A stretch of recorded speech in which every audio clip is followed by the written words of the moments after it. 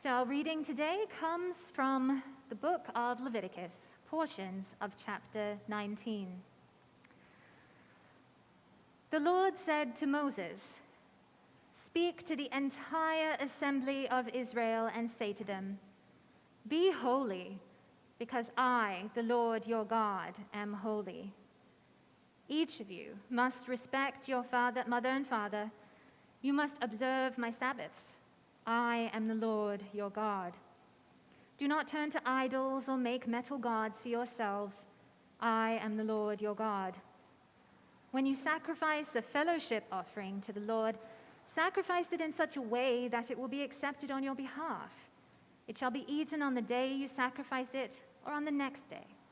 Anything left over until the third day must be burned up. When you reap the harvest of your land, do not reap to the very edges of your field or gather the gleanings of your harvest. Do not go over your vineyard a second time or pick up the grapes that have fallen. Leave them for the poor and the foreigner. I am the Lord your God. Do not steal, do not lie, do not deceive one another. Do not swear falsely by my name and so profane the name of your God. I am the Lord. Do not defraud or rob your neighbor. Do not hold back the wages of a hired worker overnight. Do not curse the deaf or put a stumbling block in front of the blind, but fear your God. I am the Lord. Do not pervert justice. Do not show partiality to the poor or favoritism to the great, but judge your neighbor fairly. Do not go about spreading slander among your people. Do not do anything that endangers your neighbor's life. I am the Lord. Do not hate a fellow Israelite in your heart. Rebuke your neighbor frankly, so that you will not share in their guilt. Do not seek revenge or bear a grudge against anyone among your people, but love your neighbor as yourself. I am the Lord. Keep my decrees. Do not mate different kinds of animals. Do not plant your field with two kinds of seed. Do not wear clothing woven of two kinds of material. Stand up in the presence of the aged, show respect for the elderly, and revere your God. I am the Lord. When a foreigner resides among you in your land, do not mistreat them. The foreigner residing among you must be treated as your native born. Love them as yourself, for you were foreigners in Egypt. I am the Lord your God. Do not use dishonest standards when measuring length, weight, or quantity. Use honest scales and honest weights, an honest ephah and an honest hin. I am the Lord your God, who brought you out of Egypt. Keep all my decrees and all my laws and follow them. I am the Lord. May God bless the hearing and the living of this word. And further from the writings of Emanuel Swedenborg, from Apocalypse Revealed, number 586, passage 3. Those people who live according to the word's truths are called saints, not because they are holy, but because the truths in them are holy. And truths are holy when they come from the Lord in them, and they have the Lord in them when they have his truths in them.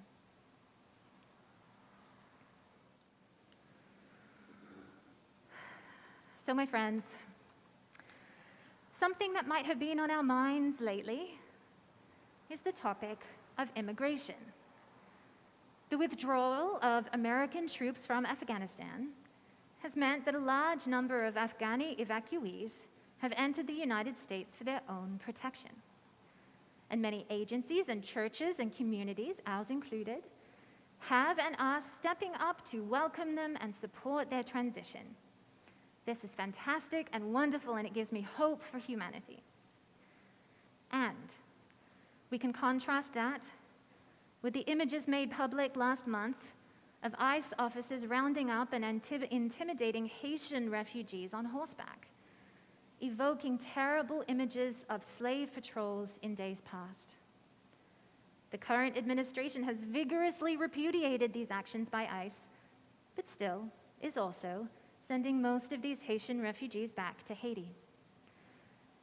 And even further, we have all observed how some politicians use the specter of immigration, illegal or otherwise, to rile up their base, to center their followers in fear and anxiety and the notion of white centrality and white supremacy. The question of immigration is a complicated one. For many countries the world over, the reality is that climate change, the pandemic, and active conflicts are creating large numbers of refugees worldwide. And many countries are grappling with the logistics of accepting and integrating these refugees effectively and humanely. It takes a lot of resources and positive intention to do so, as well as foresight. I read recently that in the United States, we are using asylum laws that were written in the Cold War era to deal with our current challenges. And I think we are finding that these laws are not really up to the task. And so, as the world and our country grapples with the question of how to manage the flow of immigration thoughtfully and charitably, I think it is worth taking a moment to see what our system of faith offers the conversation, to ask how it grounds our guiding ethos and intention. When one is wondering how the Bible talks about immigration, one often turns to a famous passage in Leviticus. When a foreigner resides among you in your land, do not mistreat them. The foreigner residing among you must be treated as your native born. Love them as yourself, for you were foreigners in Egypt. We don't often refer to Leviticus that much in church. It represents part of our history as a tradition, but that tradition has evolved over the millennia, and parts of this book might feel irrelevant to our modern context. This is understandable. Leviticus represents the faith and practice of a specific group of people in a specific time period, and we no longer share their context, and so we no longer share many of those practices. But it remains one of our sacred texts. Why? Because we recognize and worship the God from whence it came. We recognize that as specificity falls away, principle and ethos remains. The book of Leviticus, and specifically chapter 19, which we read from today, is often called the Holiness Code. And this is because of how chapter 19 begins. Be holy, because I, the Lord your God, am holy. And throughout the book of Leviticus, this statement or one similar occurs 152 times. But what is holiness exactly? And how does it relate to all the very specific laws that the book contains? Holiness is one of those words that seems easily definable on its face, because we use it all the time, but more slippery when we try to interrogate it. Essentially, something that is holy is set apart. It is different or other than what we experience in our everyday life. Think about how we understand our holy spaces, like this church. We treat them differently, reverently, because we want them to be something else, something other than our everyday spaces. Or, when we want part of our everyday spaces to be holy, what do we do then? We might arrange them differently. We might act in them differently, or speak a blessing, like grace at the dinner table, over them, so that even momentarily the space is differentiated for us. Or, perhaps you have had a holy experience, maybe on a mountaintop, or in meditation, or in relationship with another. What was it about that experience that caused you to call it holy? I think it is likely because it felt different. It felt like the veil had been lifted back for a moment, and you felt and saw and knew things differently, even though you were right here in the world as you always are.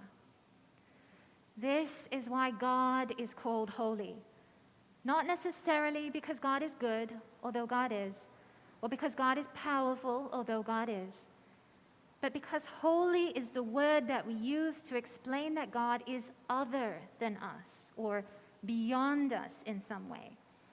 God is the source of whatever it is that is different to us in our experience of holiness.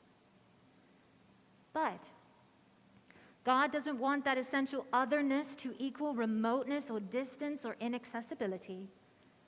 So God is always inviting us into ways of thinking, appreciating, loving, and seeing and acting, ways that bring us closer to God, that bring us closer to what we call holiness.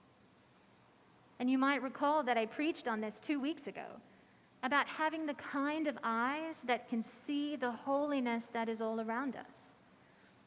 And this is what the book of Leviticus is really about.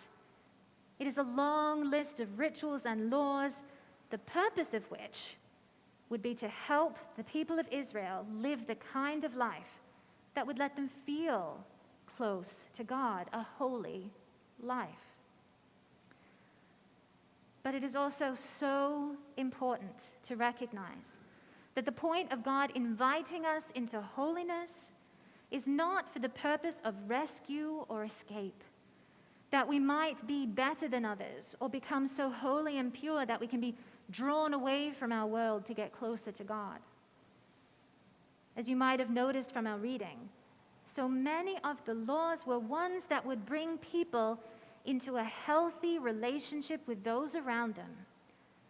While the Hebrew word for holy does mean set apart, the English root for the word holy means whole, and both are getting at something important. Recall how many times, just in our reading, let alone the whole book of Leviticus, we heard the phrase, "I am the Lord." I will paraphrase. Leave the gleanings of your harvest for the poor. I am the Lord. Do not defraud. Do not pervert justice. Do not do anything that endangers your neighbor's life. I am the Lord. Do not hate a fellow. Do not seek revenge. I am the Lord. Over and over and over. The character of God, the holiness of God, was to be embodied and grounded, was to be found and excavated in the care that the Israelites showed one another.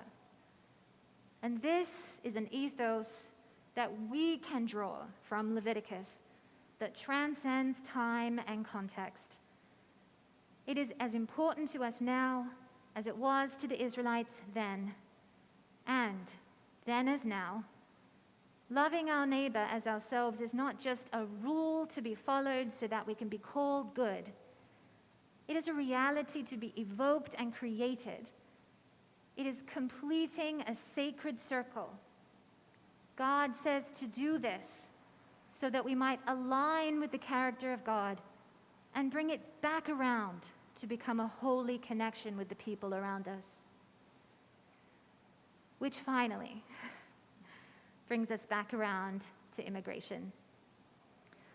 The Lord entreats the Israelites to be kind to the foreigner among them, directly confronting tribalism by telling them to treat the foreigner as if they were native born, with no distinction.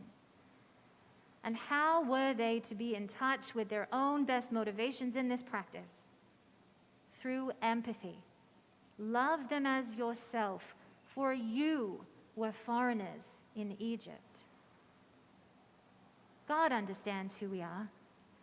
God understands how hard it is to love others sometimes, how easily we get possessive and protective, how easily we retreat and get distracted. God understands how seductive group-based dominance and hierarchy can be, how it can provide us with a surge of powerful but shallow personal significance. God understands who we are. And so God tells us to be guided by empathy, to remember our commonalities as human beings, as images of God. For the Israelites, they had had a literal experience of being mistreated foreigners. These stories filled their narrative imagination. Their escape to freedom defined their identity. So God called upon that memory as a guide, paraphrased by Jesus' contemporary Rabbi Hillel as, "What is hateful to yourself, do not do to another." The Israelites had a visceral experience of trauma at the hands of a despotic ruler, and God said, "Remember that and do not perpetuate that trauma upon others." And the same spiritual principle works for us now. Thankfully, we may not have personal stories of political persecution or trauma or displacement to guide our empathy, but we might not have to go very far in either our family histories or relationship networks to find someone who has. My grandmother was a Latvian refugee in the Second World War, and I'm quite sure it changed her as it did her whole family. At a minimum, at a basic level, we all know what it feels like to be afraid, to be despairing, to not know who we can count on, to not know where we belong, and to be afraid that we don't, in fact, belong anywhere. But we do, we all do, belong, that is. This is the ethos of the Holiness Code. God stands apart, but only because we choose to be petty and small and blind. Of course, God stands apart from that. But God and God's holiness is deeply, deeply present in the love that we show to one another, not as sanction or reward, but because when we love one another, when we enfold one another into community, especially when it is hard, we are living into the true reality that is the character of God. We are living into whatever it is that is behind the veil that we can sometimes glimpse when we are quiet and open and ready. So with the eyes of our spiritual tradition, we can look upon the earthly challenge of immigration and see that it is an opportunity to practice holiness, that it is an opportunity to embody the character and ethos of God in our everyday. And of course, that is going to take a lot of work, political will, give and take, and probably many mistakes. And it also doesn't mean that God doesn't support healthy boundaries, and that is a topic for another day. But what is clear is that if we are looking to the Bible to justify in-group and out-group thinking, it doesn't. Our text today takes that completely off the table. That kind of thinking does not express the character of God. It is the opposite of holy. Our Swedenborg reading makes the distinction that a spiritual life is not about being holy per se, but about being a vessel, a dwelling place for truths and goods, for ways of thinking and acting that are holy. The Lord alone is holy. May we reflect as many precious points of God's light as we can. Amen.